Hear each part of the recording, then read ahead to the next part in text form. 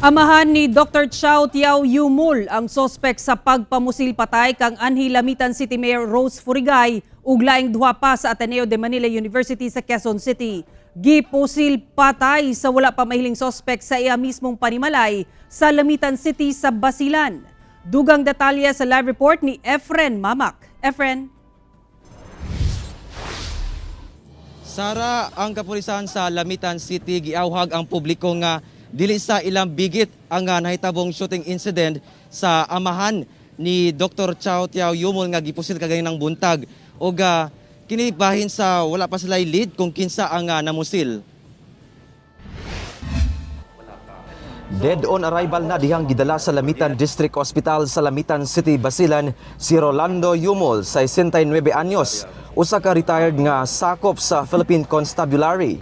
Gipusil patay kini sa wa pa mailhing riding in tandem suspect sa Claret Lane, Barangay Maganda, Lamitan City, Basilan, pasado alas 6 kaganinang buntag. Matud ni Lieutenant Colonel Tad Sabel Managola, ang biktima ug ang caretaker lang ang nabilin sa ilang panimalay. Atuan na sa kauluhan ang ubang miyembro sa pamilya ug ang biktima lang ang nagpabilin.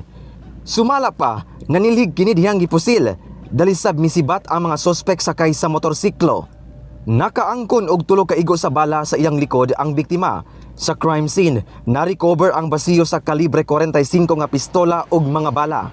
Nakigkoordinar na sab ang mga otoridad sa kabanay sa biktima aron ma-access ang CCTV sulod sa ilang balay. Matud sa nagpaila nga higala sa pamilyang Yumul nga ilubong kini karong adlaw subay sa tinuhuang Islam ang patayng lawas sa biktima. Ano yung plano niyo po ngayon right after this incident po? Ilibing po. Yun kasi po ang utos ng asawa ni sir. So far wala kaming record na may kalaban itong Yun nga sir, tinatry natin na kukuha ng anumang impormasyon.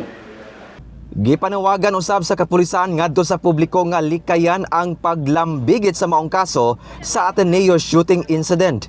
Sanglit nagpadayon pa kuno ang ilang investigasyon sa pagpamusil patay kang Rolando Yumul. Sa mga kababayan natin sa Lamitan, maging mainahon po tayo. Huwag po tayong padalos-dalos na mag-suspect. Kung may alitan man sila ang both parties, sa ngayon po, sinisikap natin na makahagilap ng impormasyon. Under thorough investigation pa po yung kaso na to.